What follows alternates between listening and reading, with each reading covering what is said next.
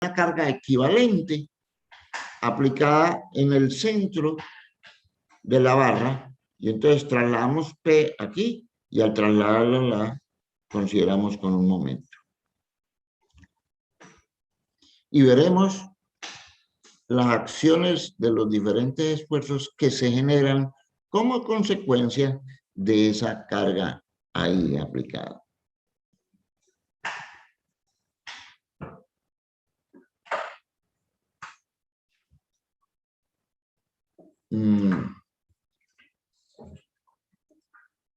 De la resistencia de materiales, ustedes dedujeron una ecuación que nos decía que el ángulo de una barra sometida a torsión, este ángulo phi, que es este, era ml sobre jg,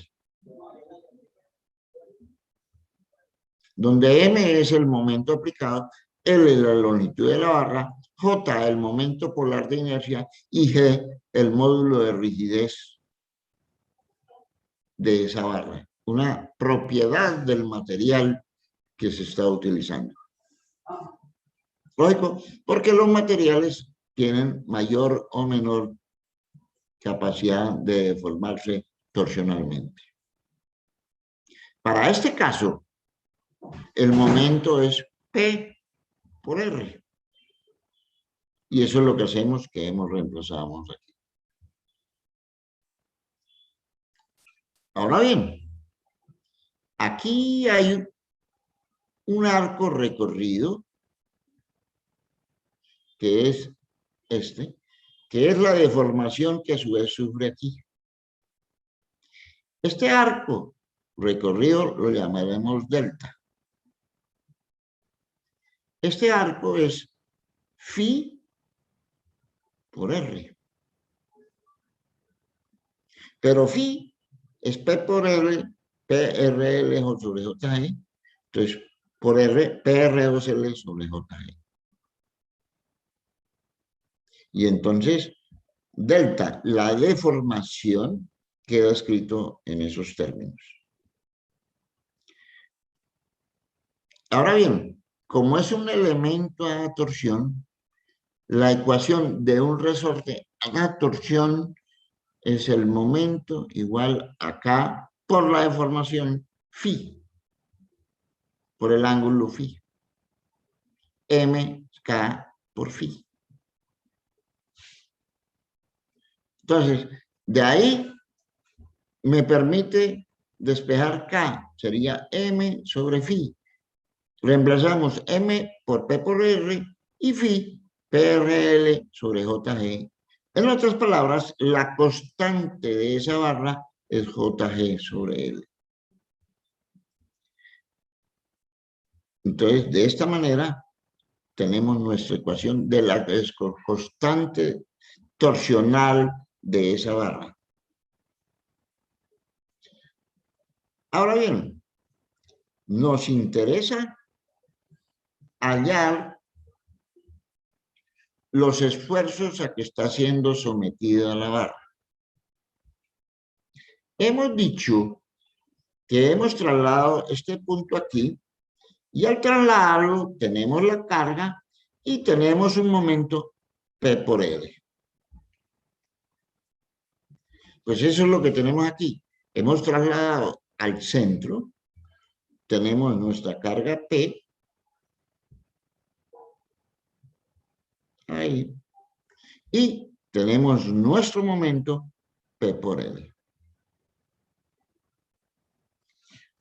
Como consecuencia de este momento torsional, se generan unos esfuerzos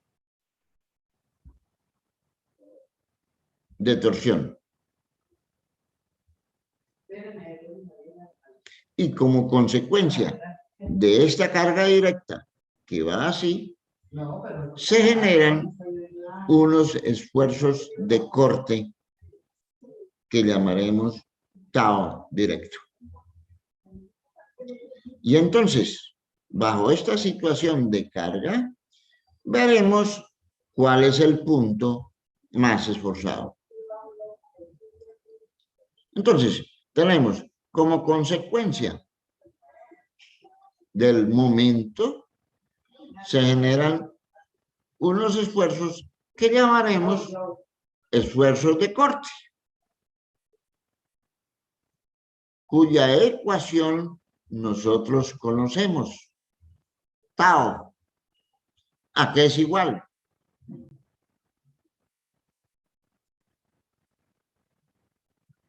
¿A qué es igual? De la resistencia de materiales.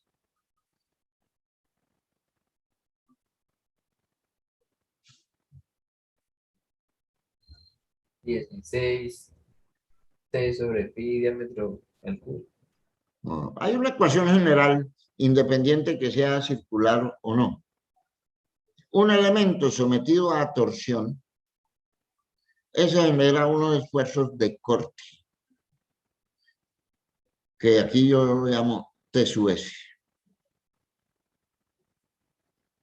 de corte. En cada punto. Lógico, aquí habrá, en todos los puntos hay. Y el más esforzado es en la superficie. Entonces, por eso dibujo aquí. ¿Cuánto vale eso? El tau en un cortante. El torque por la distancia más lejana del eje centroidal sobre J, ¿no? ¿Sobre qué? J, momento Sobre polar de J. inercia. En otras palabras, la ecuación nos dice, en el caso de secciones circulares, T por L sobre J. Eso es lo que vale esto.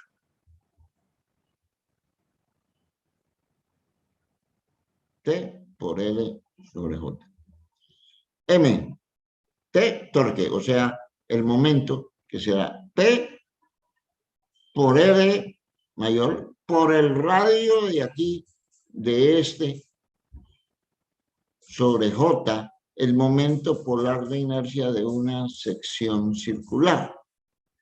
El momento polar de inercia de una sección circular es...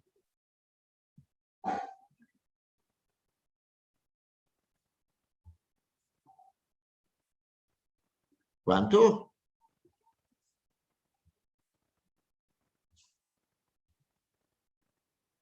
¿Cuánto vale J?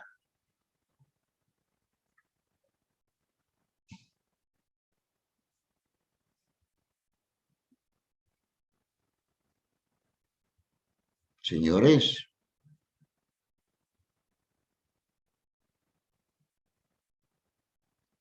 eso debían de saberlo.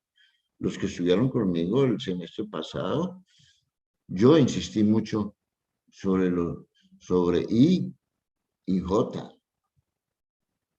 Y aún este semestre, esto ya lo hemos tocado, yo he hablado mucho sobre cuánto vale J, momento polar de inercia. Un medio de pi por el radio de la 4. Un medio de pi raíz a la cuarta, o pi diámetro a la cuarta sobre 32. Sobre 32 es. ¿Sí? Entonces, conocemos de esa manera, conocemos el tau sub S. Ahora bien, en cada punto, obsérvese la línea azul, cambia de dirección porque es tangente a la superficie, porque el momento va así, como está dibujado aquí. Pero he dicho que como consecuencia de la carga, de esta carga, se genera un cortante que va vertical, que será estas líneas rojas,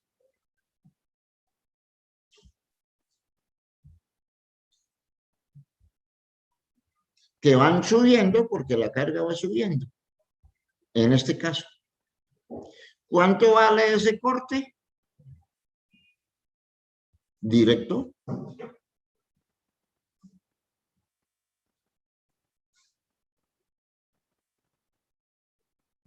Bueno, vale la carga P dividido por el área de la sección, y la sección es el área de esa circunferencia. Pi de 2 sobre 4. Entonces, yo debo de buscar en todos los puntos cuál es el valor del esfuerzo. Por ejemplo, aquí, el esfuerzo es de corte por torsión es tangente, este es así, y hallo el valor resultante, que es este. Ese sería el resultante en ese punto. Aquí, el de torsión va bajando y el directo va subiendo. Aquí, el de torsión va para la izquierda, este.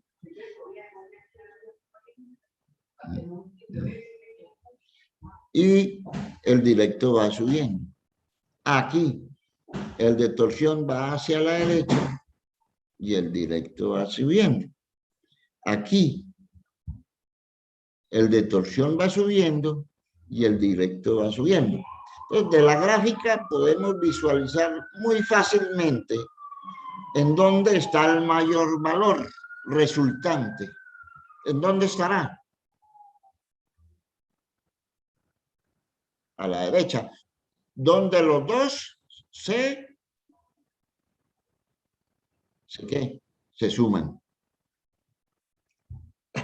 Pues ese será el resultante.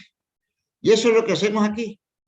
El tau directo, el tau por torsión, reemplazamos aquí 16 PR sobre pi al cubo, y el tau directo, P sobre A, 4P sobre pi 2, multiplico arriba por 4, dividido por 4, lo escribo así. Y lo sumo. ¿Qué es lo que hago aquí? Sumo este valor con este valor. Y lógico, saco factores comunes. 16 PR, aquí d al cubo, pi sale 1, aquí me queda d, me queda el 4, me queda este r, así.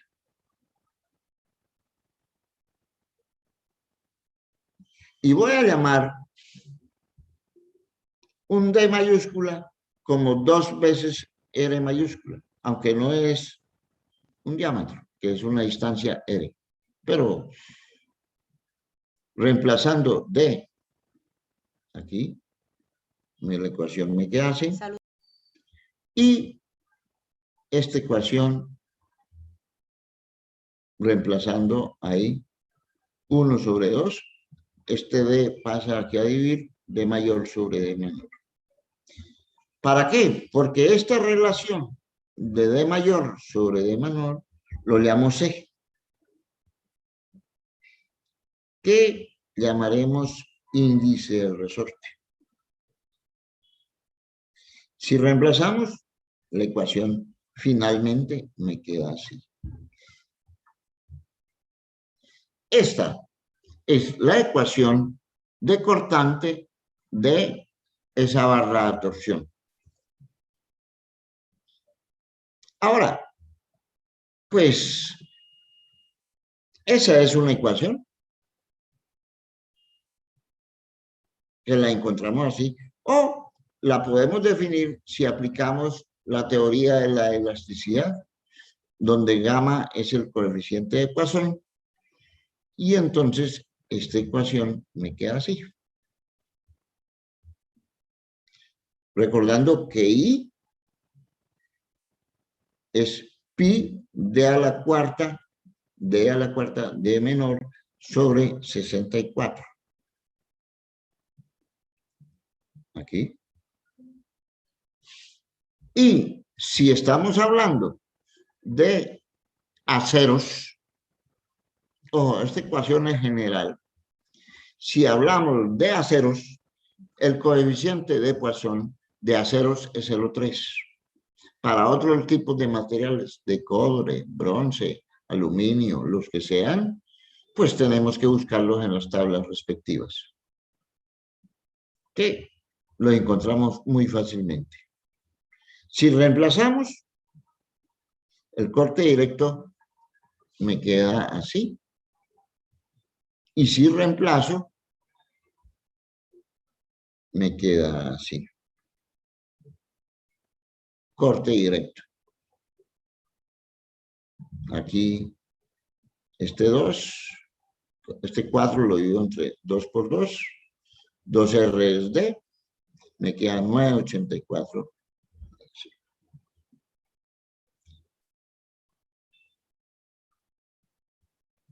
Ahora, 9,84 sobre 16 es 0,615 por 16. ¿Por qué lo dejo así? Porque como yo debo de sumar el corte por torsión más el corte directo, bueno, está el corte directo. Ahora, lo escribo así. 16PR sobre pi al cubo, 0,615 sobre C. 61, realmente 61,40 y no sé qué. Se aproxima a 61,5.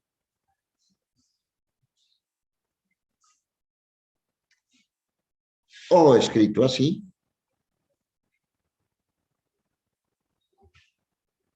Y tengo el corte por torsión. Lo reemplazo, los dos. La ecuación queda así. O queda así. Esto aplicando la teoría de la elasticidad. Con respecto a la anterior, la diferencia es que aquí hay 0,614 y la anterior ecuación ahí es un 0,5. Vean.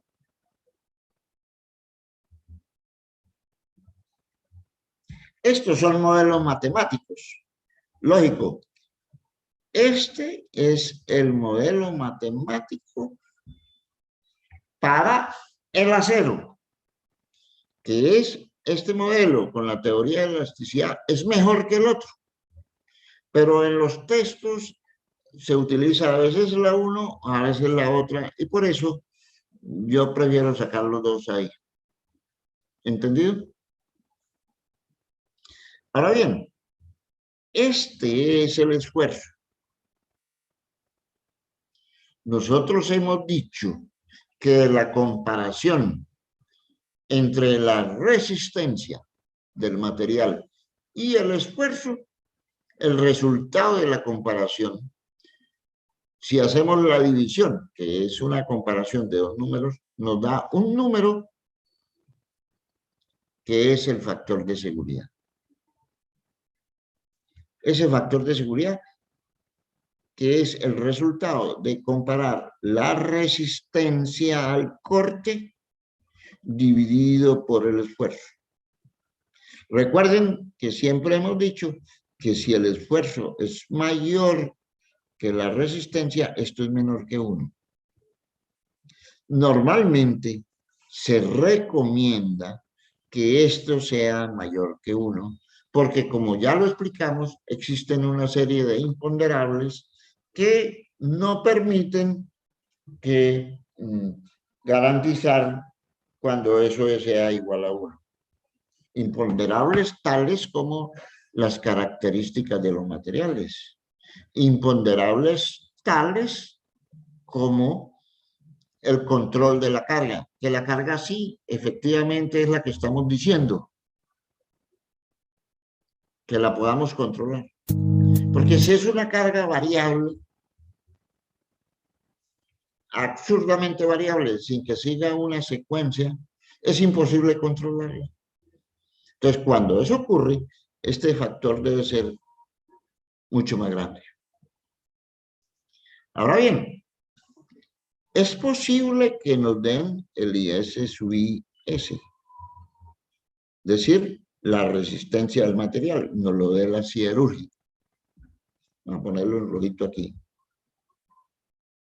Es posible que nos lo den, pero es posible que no.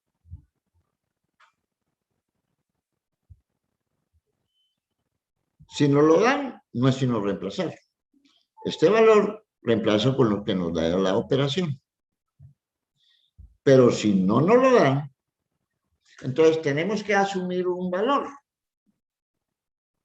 Y esos valores asumidos los asumimos dependiendo de nuestro criterio que utilicemos en las teorías de falla. 1. Teorías de falla de materiales dúctiles, que hemos dicho que son básicamente 2. 1. Teorías de falla de máximo esfuerzo cortante. Y 2. Teorías de falla de Mises o energía de distorsión.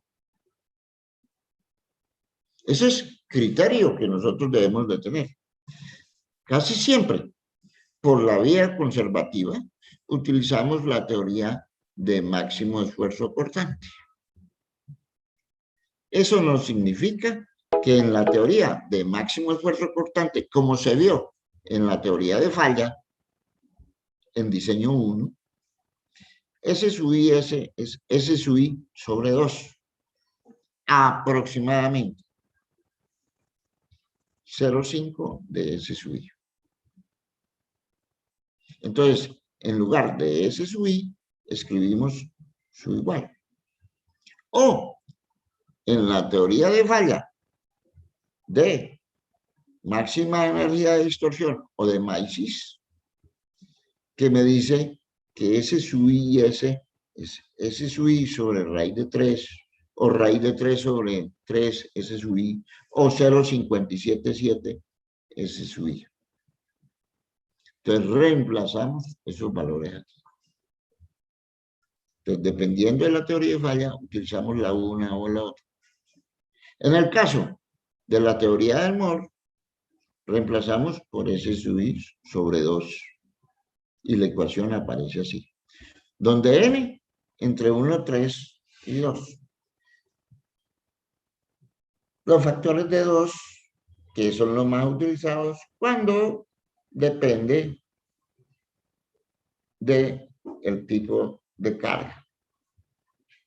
Estamos considerando hasta aquí que el análisis matemático hecho corresponde a cargas constantes. Cargas constantes que se aplican o suavemente o fuertemente y se quedan ahí. Pero la mayoría de las veces las cargas no son constantes, sino que están variando en el tiempo. Entonces, ¿qué hacer? Lo que siempre hemos hecho con la fatiga. Si la carga es variable, es porque existe una carga máxima y una carga mínima, porque hay un pico máximo y una carga mínima. Si ambas son en una dirección, son positivas, pero puede ir, como son cargas de torsión, bueno, puede ir en una dirección o en dirección contraria. Entonces, hacia un lado es positiva y en la dirección contraria es negativa. Ojo con eso. Si ambas van en la misma dirección, las dos son positivas. Entonces, habrá una máxima, que será el máximo valor de la carga, y una mínima, que será el mínimo valor. Ojo, la mínima, si es contraria, es la que tenga el mayor valor negativo.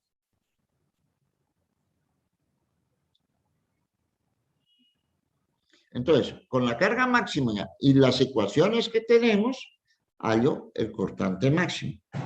Con la carga mínima y el valor que tenemos, hallo el cortante mínimo. Con el máximo y el mínimo, obtengo el valor medio, porque ya sabemos, tau máximo más tau mínimo sobre 2 es el tau medio. Con sus signos. Ojo con eso. Con sus signos. Y el tau alternativo, el tau máximo menos el tau mínimo sobre 2. Con sus signos. Y entonces,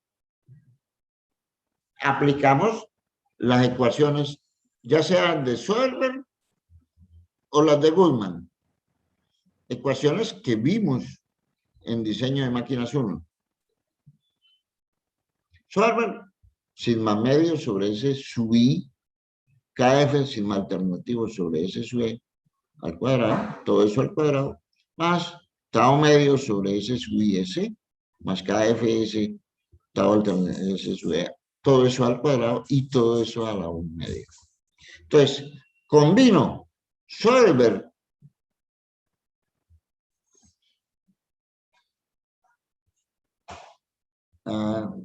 bueno, todavía no. Aquí vamos a hacer una simplificación. Hemos dicho que esa barra solamente está a torsión.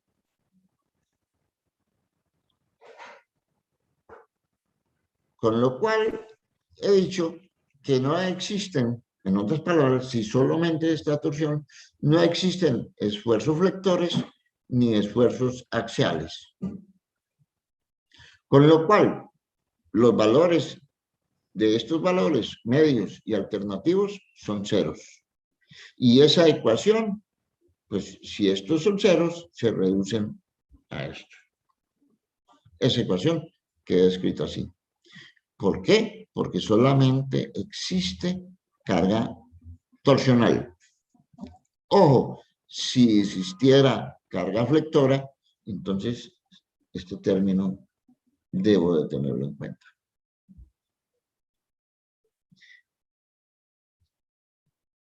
Entonces,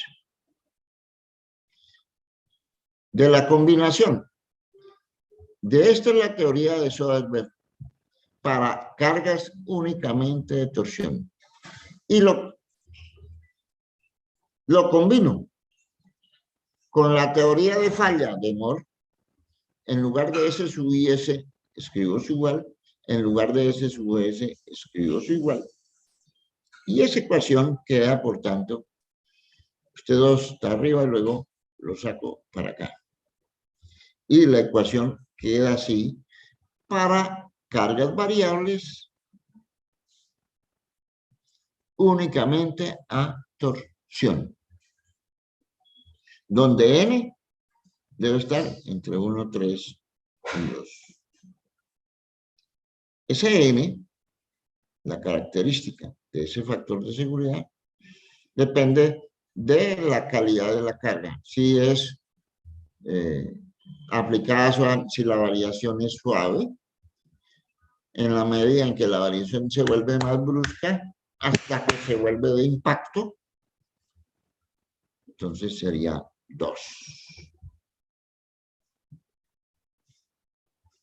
Aquí el S sub E. El S sub E, KL, KC, KD, KT, KS, KM, S sub E prima. Eso lo acabamos de ver ahorita en el anterior contenido. Y KFS es 1 más QS, KTS menos 1. Definición de concentrador de esfuerzos. QS es sensibilidad en talla. Esa sensibilidad en talla, QS, la obtenemos de la página 10 del libro de fatiga. En el capítulo de fatiga, que es esta gráfica que ustedes tienen en el texto, donde aquí nosotros obtenemos Q sub S. KTS, concentrador de esfuerzo estático.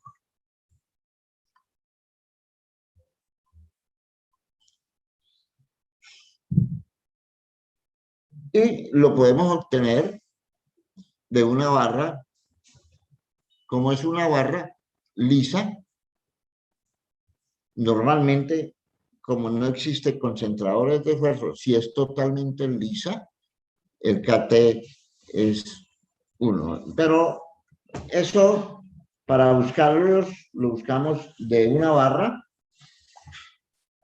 en la curva que se encuentra en la página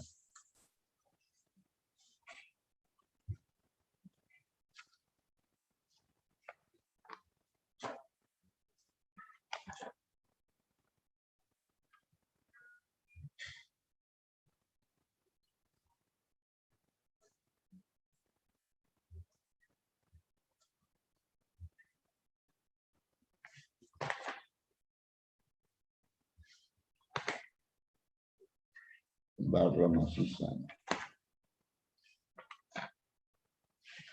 Como es maciza y no tiene ningún tipo de entalladura, aquí está con diferentes entalladuras. Maciza, sin entalladura, el KTS es 1. Entonces, de esa manera trabajamos. Ojo, con el S sub E, aquí hemos tenido, será K sub L, factor de carga. ¿Qué tipo de carga tenemos ahí?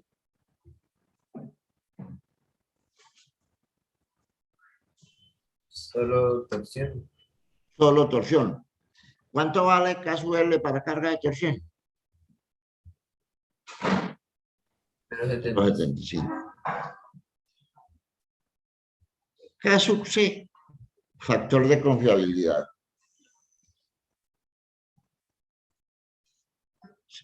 En un problema se puede dar, pero normalmente es usted quien tiene que tomar la confiabilidad. Y recuerde lo que les he dicho siempre, la confiabilidad que debe tomar uno tiene que ser mayor del 98%.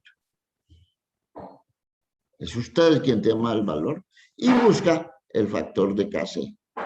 Sabemos que es KC es 1 menos 0,08 Z sub L, o vamos a las tablas. K sub D, factor de diámetro. Hay diferentes formas. Yo dije, prefiero utilizar la ecuación que me dice que KD es 1.18D sobre D elevado a la 0.112, dando D en milímetros. K sub S, acabado superficial. Es usted quien define el acabado superficial de la barra. Normalmente son de buen mecanizado, un mecanizado fino, porque no me interesa dejarle grietas que debilitan la barra.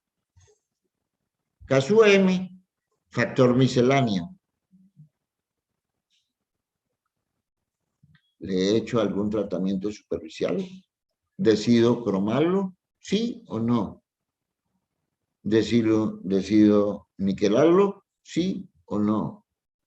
¿Decido a esa barra hacerle cementación? ¿Sí o no? ¿Decido hacerle tratamiento térmico superficial, tales como un temple superficial? ¿Sí o no? Normalmente no se le hace nada de eso. Entonces sería 1. KT, factor de temperatura. Esa barra va a trabajar por encima de 160 grados Fahrenheit o 72 Celsius.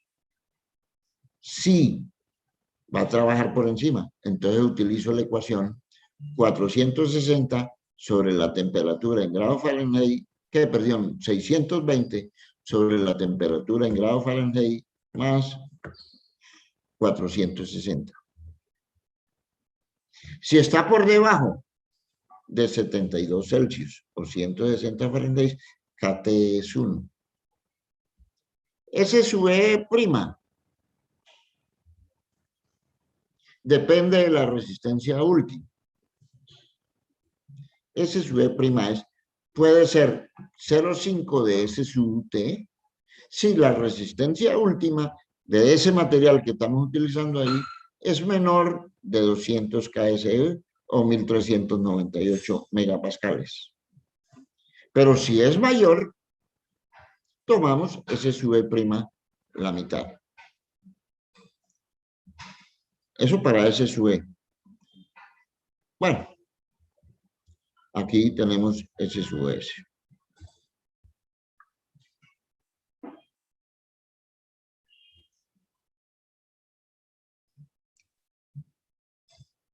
donde este S sub E es el valor que ya hemos dicho. Entonces, eso me permite calcular todos los valores y entrar aquí a la ecuación y buscar n que debe estar entre estos términos.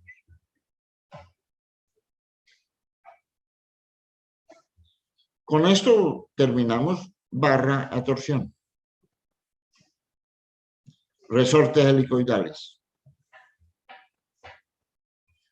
Como su nombre lo indica,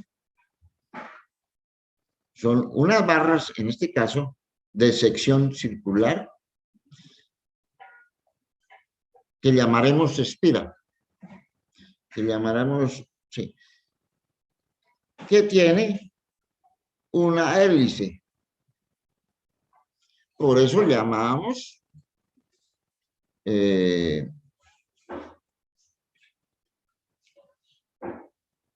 resortes helicoidales, porque aquí hay una hélice. Por ahora voy a quitarle aquí esta línea roja que yo le coloqué. Si el resorte se deja así, como sale, y no se le hace nada, obsérvese los extremos como quedan. El resorte está en lo que se conoce como su longitud natural. Y en ese instante, de manera particular, todas las espiras trabajan. Todas. Las espiras son las vueltas. 1, 2, 3, 4 y media, digamos. O 4 y 3/4.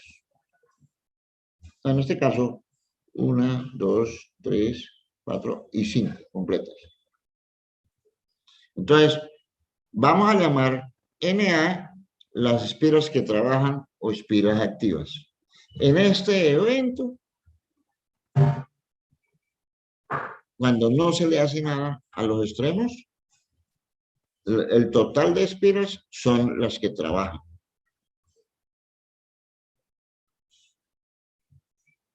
Ahora bien, pero este resorte, si yo pretendo pararlo en una superficie, en esta superficie, él se cae, porque es muy inestable. Y debo de buscar algo que evita que se caiga. Tratar de evitar que se caiga. Una manera es recortar, digamos, pasar ahí un esmeril y en el otro extremo pegarle el recorte también.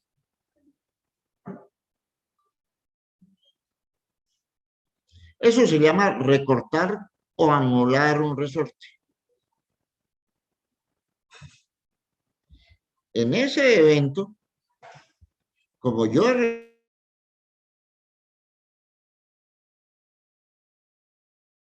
recortado aquí un pedazo, las espiras todas las que trabajan, no son todas las que hay ahí. Entonces podemos decir en ese instante el número total de espiras son las que trabajan más 1, porque yo le hice un recorte.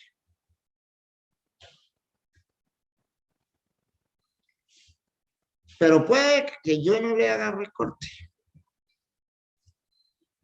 Que entonces, en esta última, en lugar de dejarle esta pendiente, yo la tuerza tratando de formar la plana. Lo mismo aquí. Y entonces, aquí está, obsérvese que si yo trazara una línea aquí, está un poco por debajo. ¿Por qué? Porque torcí la espira. Ese término de torcer la espira en sus extremos, ambos extremos, tratando de que sea plana, se llama encuadrar un resorte. Entonces, Digamos que ya hemos utilizado dos palabras, amolar o esmerilar un resorte, que es recortarlo. Y encuadrar es torcer las espiras para que se trate de que formen planos.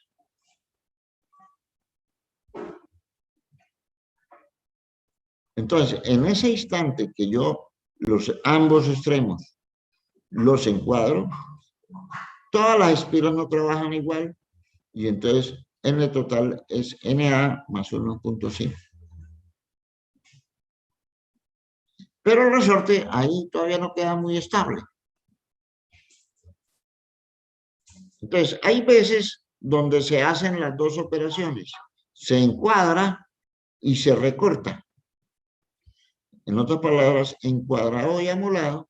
Entonces, las espiras que trabajan será NA, que son más poquitas que las totales. Las totales será NA más 2. Entonces, yo tengo que decidir, de acuerdo a mis necesidades, qué le hago al resorte. En lo posible, pues nada. Así. Porque hacer estas operaciones es costoso y elevan los costos de eso. Pero, dependiendo de la aplicación, lo encuadro o lo esmerilo. Ustedes han visto, no sé, los que tienen curiosidad y van por allá al taller y revisan los resortes de las culatas de los motores. Todos son encuadrados y amolados. Casi muchos son. Hay otros que no. Pero bueno. Cuando los colchones eran de resortes, eran encuadrados y amolados para que estos espiras no rompieran la tela.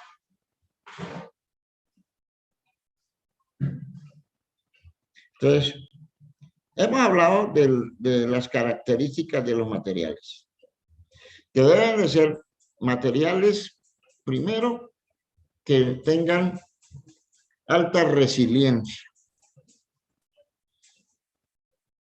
A propósito, ¿qué es la resiliencia?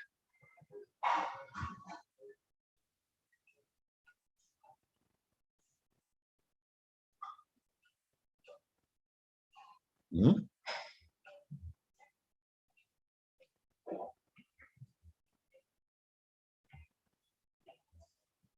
¿Qué es la resiliencia?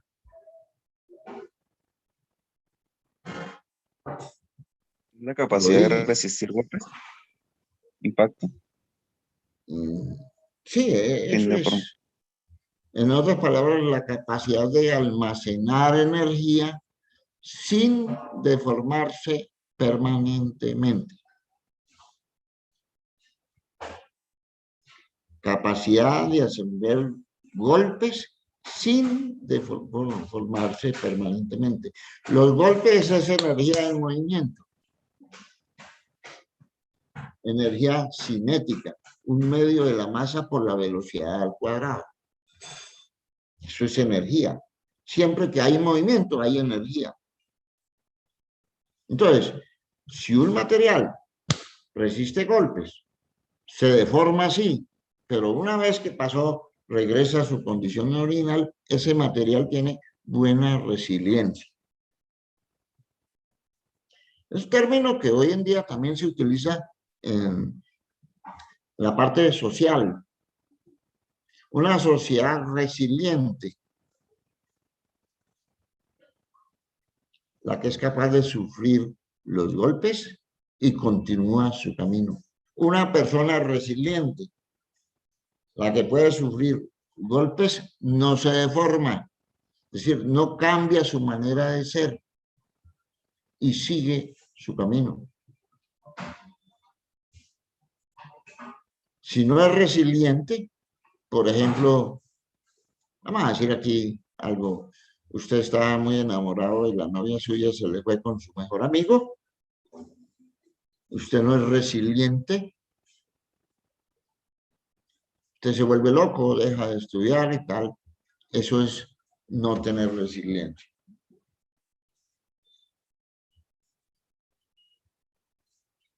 Que también hoy se utiliza en términos sociales en eso. Una sociedad resiliente cuando sufre los avatares que le depara el destino y la sociedad continúa de la misma forma. Si no lo es, se deforma, cambia.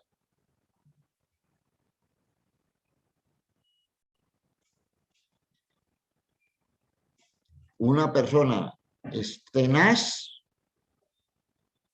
cuando sufre los golpes de la vida, se deforma permanentemente, pero continúa. Lógico, uno espera que las personas sean resilientes, no tenaces.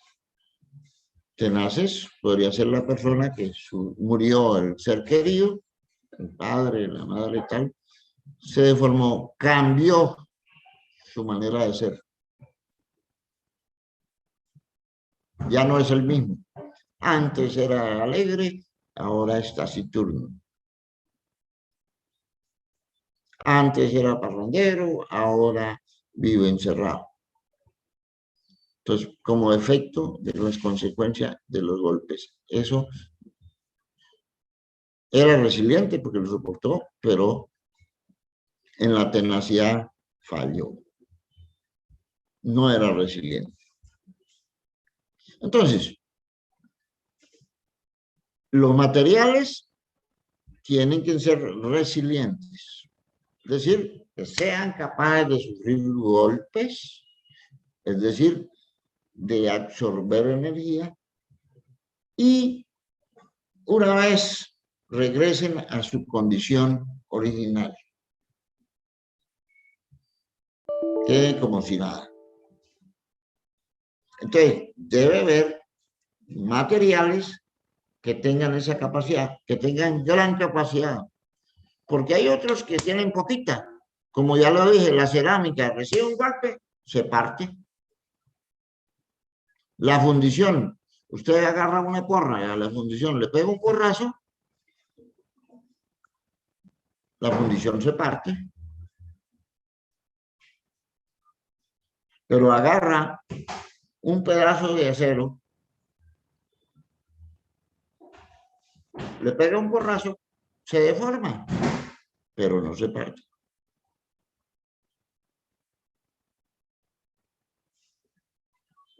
En este caso, buscamos es que bajo el impacto de ese elemento energético, se deforme sí, pero cuando se quite la fuerza, regresa a su condición normal.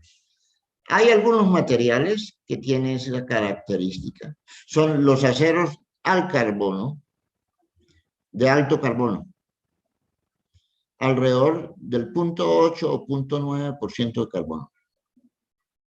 Aceros al silicio, aceros cromo vanadio, que es lo que se utiliza en los automóviles, y cromo silicio.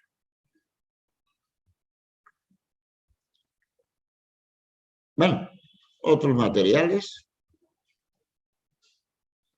Entonces, características. Material, alto punto de fluencia. ¿Para qué? Para que el área sea grande, el área bajo la curva.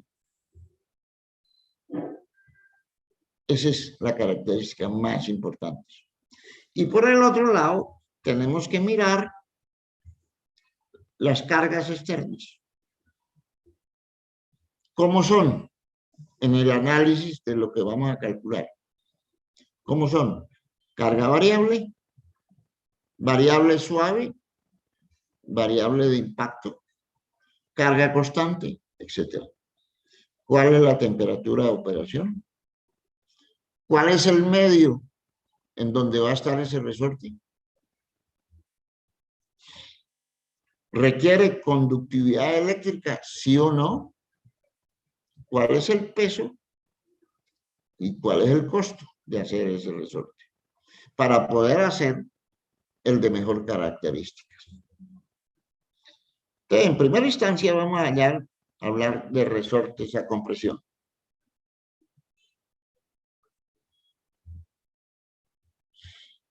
Hay diferentes maneras de calcular la resistencia del resorte. Los autores tienen diferentes ecuaciones. Aquí traigo a colación la ecuación que trae Hanro y muchos autores, donde la resistencia última del material es una constante dividido por el diámetro del alambre elevado a un exponente m. Esa constante A sub P es una constante que depende de las características de los materiales que vamos a utilizar en la fabricación del resorte. Cada material tiene un valor. Aquí D es diámetro del alambrito o la espira. Y M, una constante que también depende de los materiales en que se estén utilizando. Aquí me da la resistencia última. Atención, observen lo siguiente. Depende básicamente del diámetro de la espira. El diámetro es una variable que aumenta o disminuye la resistencia última del material. Pero, como ya lo hemos visto en las barras a torsión, las barras trabajan a corte. Los resortes a compresión también trabajan a corte. Por tanto, nosotros debemos de buscar la resistencia del material al corte.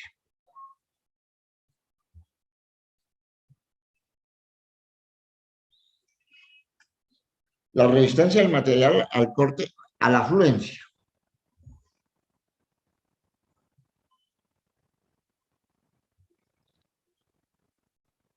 En resistencia de materiales se ha visto que S sub I es 0,8 de S sub T. Y S sub I S es 0,8 de S sub S. Entonces,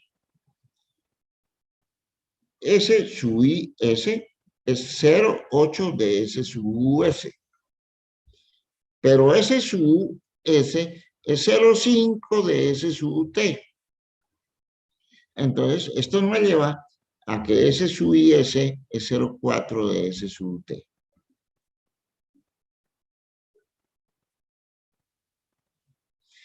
Este reemplazo lo hacemos utilizando la ecuación de la teoría de falla de Mott. Entonces, quedamos que S sub I S es 0,4 de S sub T. Y S sub T lo hemos calculado aquí en esta ecuación. A sub P D elevado a la M.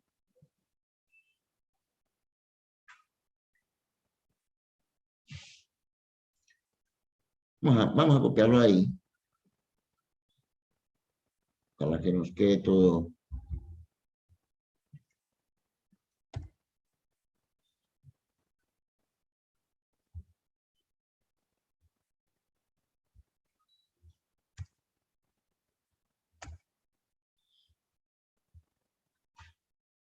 Es decir, reemplazamos este valor que me da aquí, lo reemplazo aquí y me da el S sub I S. Bueno, los diferentes textos nos traen las características de los materiales más comúnmente utilizados. Yo aquí les anexo la tabla que trae el libro de Hanro. Cada texto trae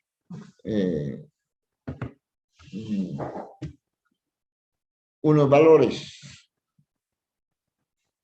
Por ejemplo, en cuanto al S sub T, el S sub I S directamente, por ejemplo, Chicley trae una tabla. y le da el valor para cada diámetro. Pero aquí vale la pena hablar de estos. Acero de alto carbono, conocido como cuerda de piano o alambre de piano. También en la parte técnica como ASTM A228. En muchos planos ustedes los van a encontrar así, no le van a decir cuerda de piano, sino ASTM 228. Tiene módulo de elasticidad, el del acero, 30 por 10 a la 6. El módulo de corte, 11.5 por 10 a la 6 PSI. La densidad, todo esto está en unidades inglesas, 0,283 libra-fuerza por pulgada cúbica.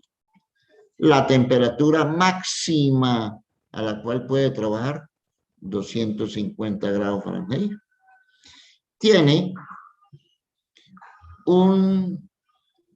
como es de alto carbono, entre 0,8 y 0,95% de carbono. Esa es su condición básico original. Un típico acero es el IC 1085. Acero para resorte. Tiene una cualidad muy bueno para cargas variables, para fatiga.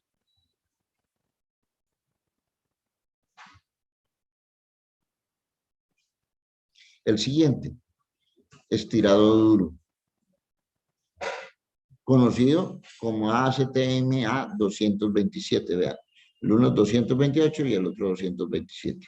Mucho más barato, es el más barato de todos. El cuerda de piano vale más o menos 3,5, 4 veces lo que vale este. Entonces, desde el punto de costo, este es el más barato. La resistencia, módulo de elasticidad, 30 por 10 a la 6, 11.5. Acero al carbono de 0,6 a 0,7. Temperatura, densidad, 0.283. Máxima temperatura, 250. El típico, el 1066. Malo para la fatiga, donde las cargas son variables.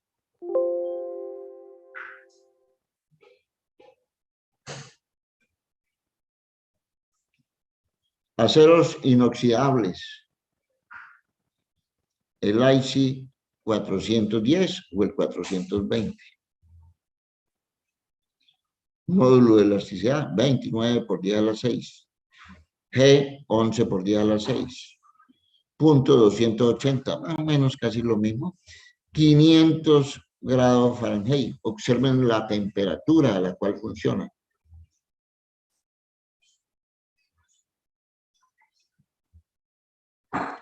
No es muy bueno para cargas de choque. ¿Por qué? Porque es la martensita. Porque es acero martensítico.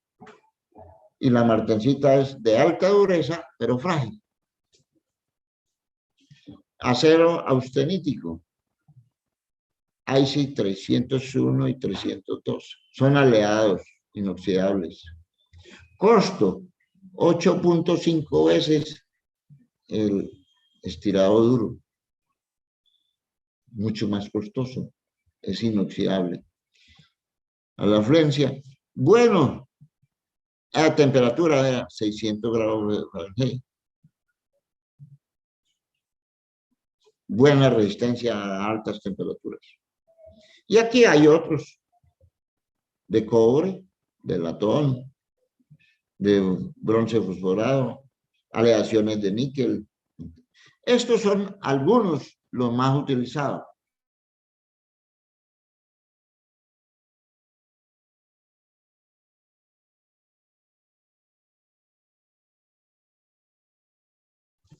Alfredo, capítulo 1b, dice, selección de materiales de resortes. Y aquí enuncia algunos que están ahí y otros definiendo las características de los materiales. Nosotros vamos a utilizar esta tabla porque esta tabla viene complementario. Recuerde que la ecuación es A sub P dividido por D elevado a la M.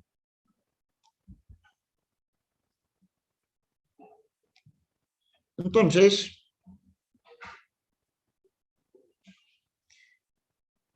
tenemos la tabla de Cela, la 16.1, esta es la tabla 16.2 de Hanro. Los mismos aceros de allá, pero especificado ya en detalle para cada uno de los materiales. Entonces, cuerda de piano o ASTM 228, estirado ASTM 227, reunido en aceite, cromo vanadio, cromo silicio. Aquí nos da el rango en que normalmente se fabrican las espiras en pulgadas y en milímetros.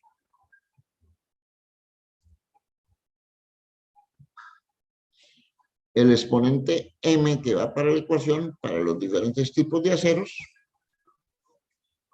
la constante A sub P en KSI y en megapascales. Entonces, con esta tablita es que trabajamos. Como les decía, Fires no trae esta tabla, Fires no, Chile no trae esto, sino que trae una tabla donde viene nombrados los resortes y dependiendo del diámetro directamente nos da la resistencia última. Fires cambia para cada material, nos trae A sub P, esto. Y nos dice cómo hallar. Cada uno hay que mirar de manera particular.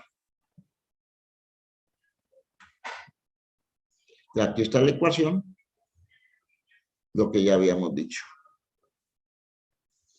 Entonces vamos a entrar a hablar específicamente de resortes helicoidales a compresión. Tenemos nuestro resorte. Cuando el resorte no está cargado, la altura del resorte en esa circunstancia lo llamaremos altura libre o HL. Algunos autores lo llaman HF. Bueno, la nomenclatura es lo de menos, lo que hay que entender cuál es el significado. Este es el diámetro medio el diámetro medio del resorte. D menor el diámetro de la espira del alambrito. La distancia entre dos resortes consecutivos es el paso y el ángulo de inclinación de la hélice.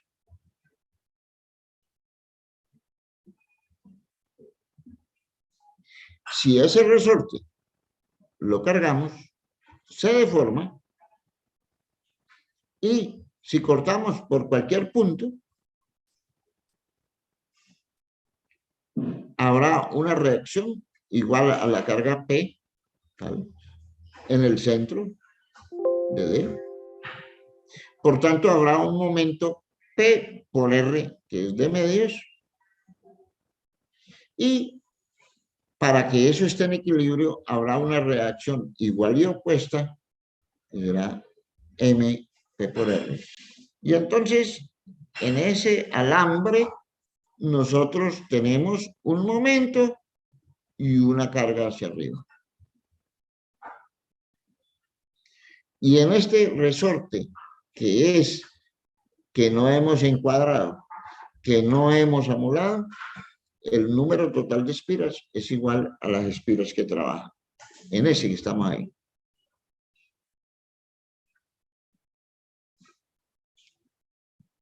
Entonces, aquí tenemos longitud libre o altura libre. Aquí este resorte se le ha hecho un amolado y encuadrado. No importa. tenemos la distancia entre el paso y las otras características. Entonces, aplicamos una carga externa al resorte. En ese instante, el resorte, por efecto de esa carga externa, se ha deformado. Ha pasado de aquí a acá, por efecto de esta carga externa. Y esa deformación la llamaremos deformación de trabajo. Y la altura, en ese instante, la altura de trabajo. Y en ese instante, pues, las espiras no se han unido y hay una distancia ahí entre las dos. Si esta carga la continuamos haciendo cada vez más grande, llega el instante que esta carga es tan grande que las espiras todas se juntan. En ese instante particular, la altura, como están todas unidas, la altura la llamaremos altura sólida. Y desde la condición original hasta ahí, la deformación la llamaremos deformación sólida y la carga que genera esa situación la llamaremos P sólido. Entonces, vamos a observar qué le ocurre al resorte. Bueno, un resorte, sabemos que sigue la ecuación P es igual a K por delta. P, la carga, delta, la deformación, y sigue una línea así. Entonces, el resorte helicoidal se comporta como una barra a torsión. Recuerde que en la barra de torsión, que hace media hora o un poco más, acabamos de ver, la deformación era R-Φ. Y Φ era ML sobre JG. Bueno, he dicho que se comporta como una barra de torsión cuya longitud es la longitud de todas estas espiras.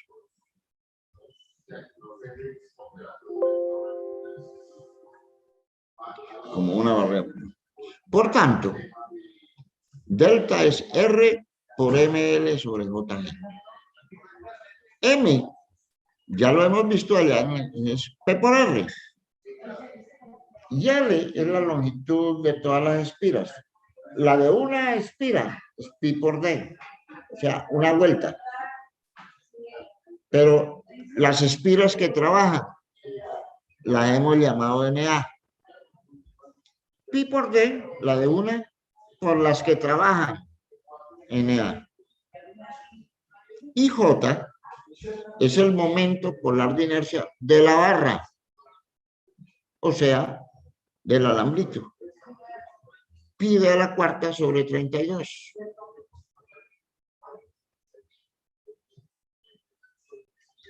Reemplazando aquí, M, P por R, PR2 por L sobre JG.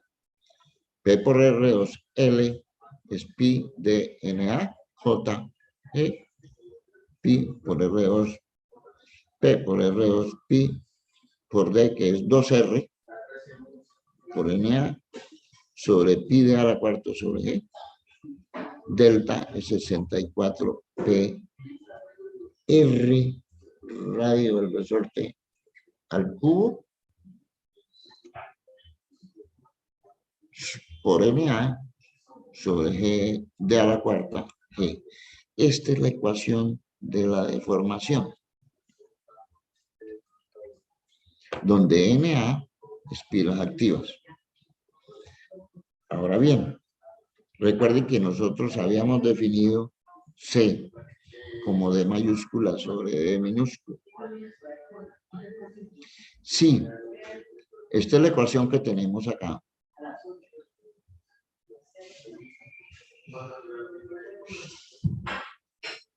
Este 64 lo puedo decir como 8 por 2 al cubo. O 2 por R al cubo. 2 por R de al cubo. Aquí queda NA. Ahora bien, D. Este D4 lo puedo decir como D al cubo por D. D al cubo dividido por D al cubo, que es C al cubo NA. Entonces, la ecuación se puede escribir en cualquiera de esos términos. Ahora, P es K, la constante del resorte, por delta. Luego, la constante K, P sobre delta. P dividido por cualquiera de estas, voy a dividir por esta. Me queda GD a la cuarta, 64RA en el cubo, que la puedo escribir de otras maneras. Que la puedo escribir así. Si en lugar de yo divido por este valor, y me queda así. La escribimos así porque dependiendo de lo que ocurre. Aquí tenemos nuestra ecuación. Delta también las tenemos calculadas. Ahora bien, vamos a trabajar con lo que tenemos. Hemos visto de aquí, de esta gráfica, que la altura libre es igual a la altura de trabajo más la deformación de trabajo, igual a la altura sólida más la deformación sólida. La suma nos da la misma total. Pues esa ecuación es la que planteamos aquí. Altura libre, altura de trabajo más la deformación de trabajo, igual a la altura sólida más la deformación sólida. Pero también tenemos que la altura sólida de la gráfica podemos ver que la altura sólida es igual a sumar todos estos diámetros. Si sumamos todo eso, me da la altura. Entonces, la altura sólida es el número total de espiras por el diámetro de cada espira. Y también tenemos lo siguiente, que se recomienda que la deformación sólida sea mayor o igual a 1.2 veces la deformación de trabajo. La deformación de trabajo generada por la carga máxima de trabajo. Yo le llamo la deformación de trabajo la generada por la carga máxima en el caso de que la carga sea variable. Normalmente se toma 1.2 la deformación de trabajo. Para este espectro. 1.2 la deformación de trabajo o un valor superior, pero no muy superior. Entonces, también podemos ver aquí lo siguiente.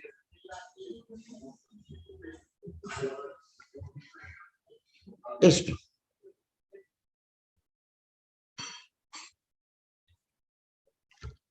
Que es la deformación sólida. Si comparamos la primera figura con la última, en la primera figura, el resorte que está sin carga, las espiras están separadas por una serie de huecos llenos de aire. En esta figura no hay separación, porque todos los huecos se llenaron con las espiras que se comprimieron. Eso quiere decir que esta deformación sólida es la suma de todos los huecos.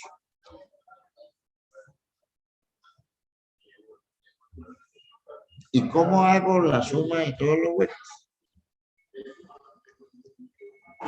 Miro cuánto es, qué vale un hueco. Hemos definido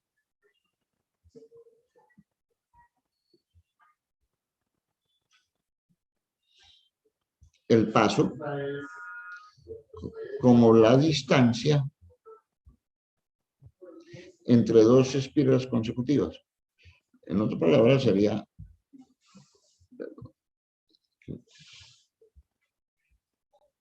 vamos a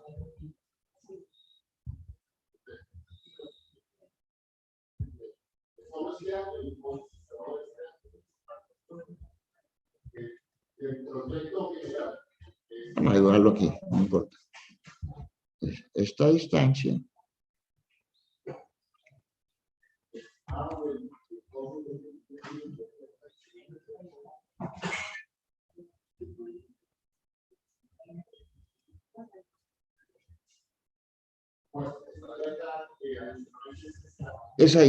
es el paso. Si ustedes observan, este paso es igual al hueco más el diámetro.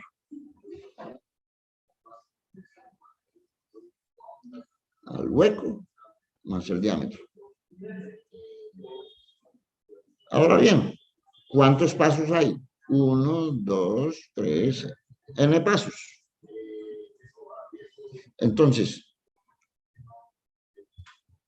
n pasos es igual a n veces el hueco más el diámetro. Pues eso es lo que tenemos aquí.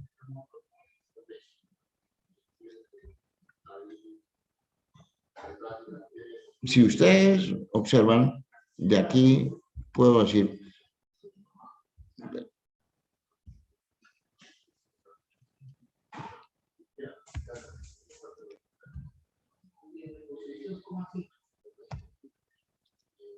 puedo ver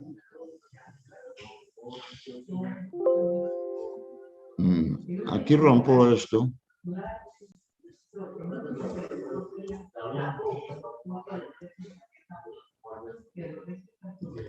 P por NA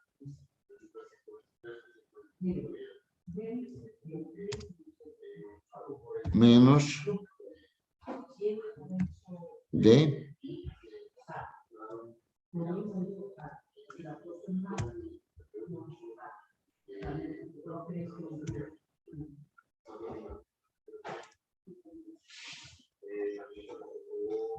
aquí puedo ver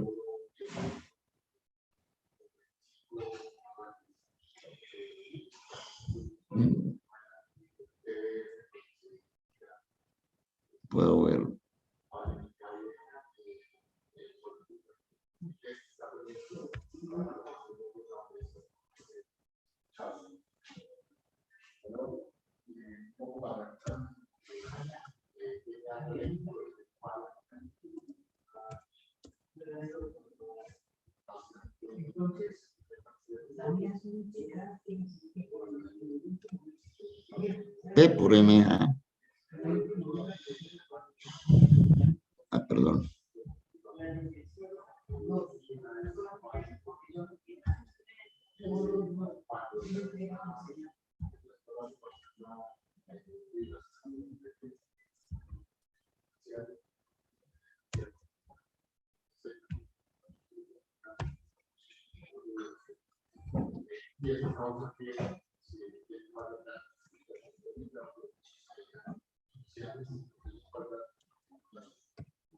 Es igual.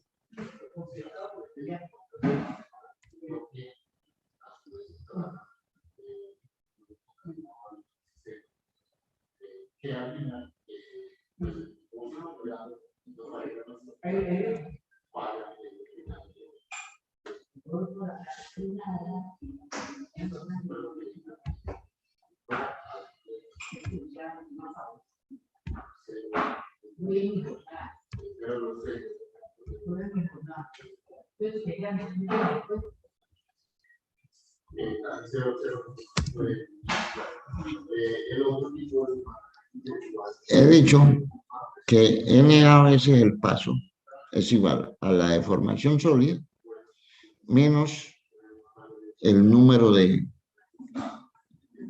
diámetros, D por NA, de donde la deformación sólida es esto.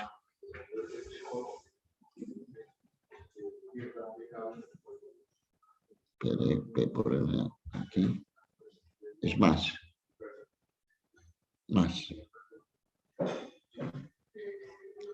Más D por NA.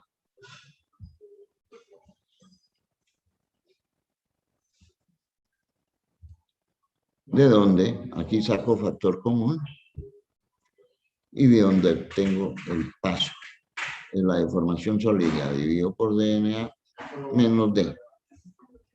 Entonces, puedo hallar el paso en función de la deformación sólida o la deformación sólida en función del paso y el diámetro.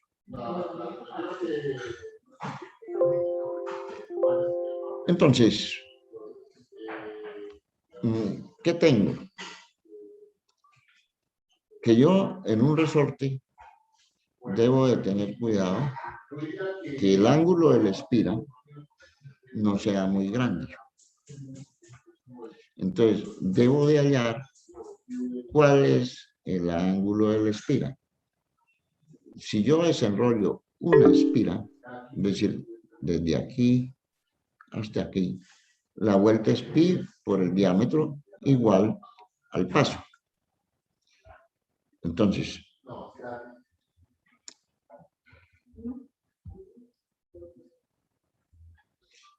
desenrollo.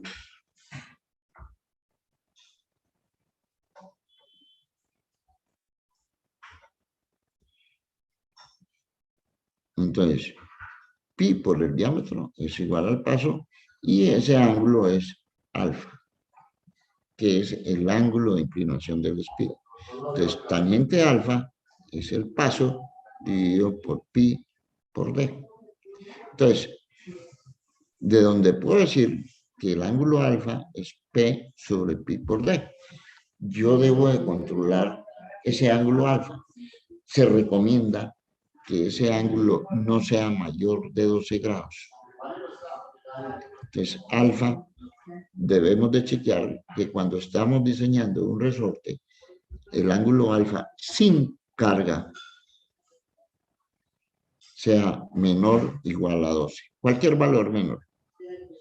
De esta manera también calculamos la constante P sobre delta. Delta ya tenemos cómo se calcula. Ya teníamos la ecuación. Anteriormente la habíamos visto. Aquí volvemos y hablamos de espiras activas. El cálculo de la resistencia. Y ahora vamos a ver los esfuerzos.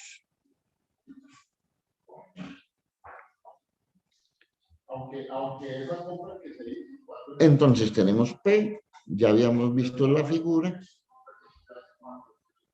Esto tiene la reacción para que esté en equilibrio y un momento así.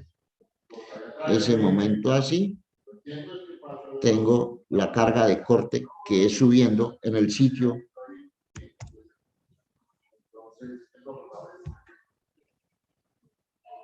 de análisis. Tenemos esto. Por efecto de este momento, tenemos el corte por torsión para cada punto, que es el azul, y el corte directo, que en este instante va hacia arriba.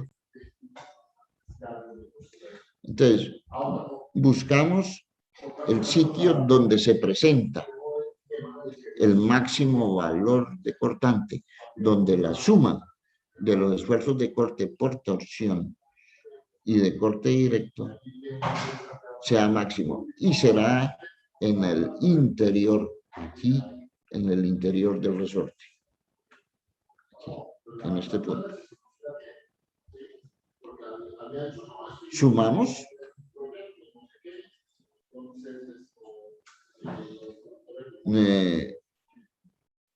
teníamos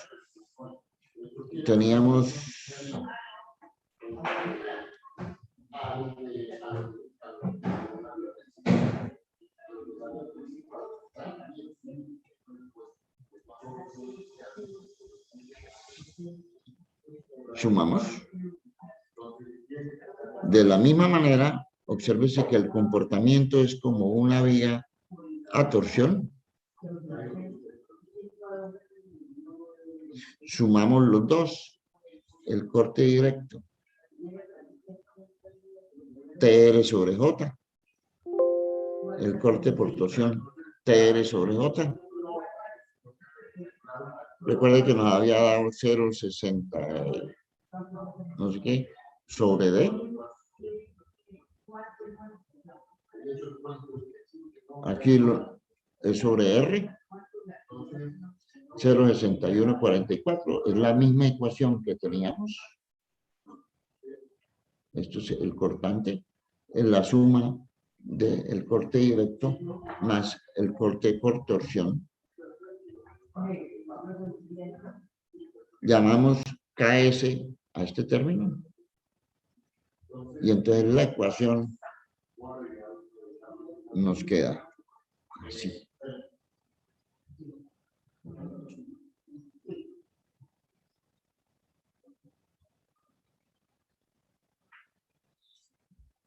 O 16PR, como se quiere escribir, 16PR pi d al cubo por K sub S, o 8P de K sub S pi d al cubo, donde K sub S es eso.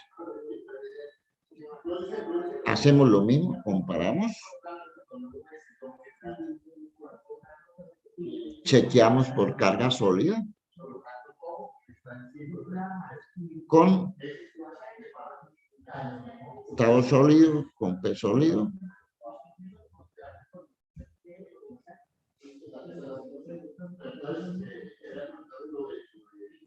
Y ahí en el sólido es igual, debe ser igual a 1.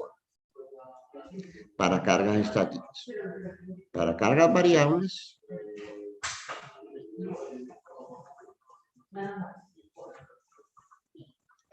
aquí el corte directo, la misma ecuación, lo que ya habíamos dicho.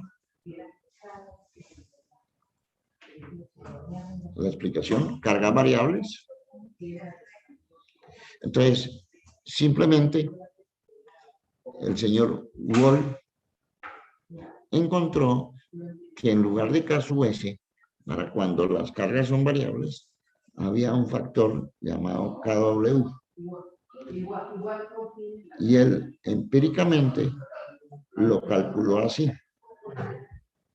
Entonces, si las cargas son dinámicas, la ecuación del tau queda exactamente lo mismo que la otra. Aquí en lugar de KS es KW, pero la ecuación es la misma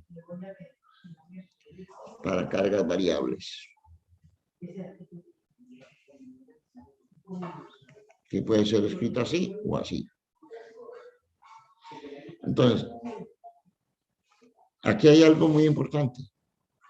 Tanto para KS como para KW, vemos que lo siguiente, si se grafica esta ecuación, sigue así, una parábola invertida, y vemos que aquí se vuelve asintótica. Y aquí el KW se vuelve muy grande. Entonces, se recomienda que para la relación C, que es D sobre D, se recomienda que el factor, el índice del resorte, no sea nunca menor que 4. ¿Por qué? Porque el KW crece mucho, y si el KW crece mucho, el esfuerzo, si este valor crece mucho, el esfuerzo de corte se vuelve muy grande y supera rápidamente la resistencia y el resorte se nos parte. Por otro lado, en lo posible, que el C sobre D no sea mayor que 12, pero se puede trabajar. No importa que sea más grande. Lo que ocurre es que cualquier variación aquí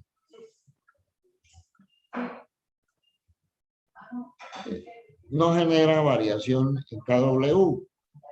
Y entonces no genera variación. Si el KW yo lo hago, el resorte cada vez más grande, el KW más o menos permanece constante y este valor permanece constante. No gano nada.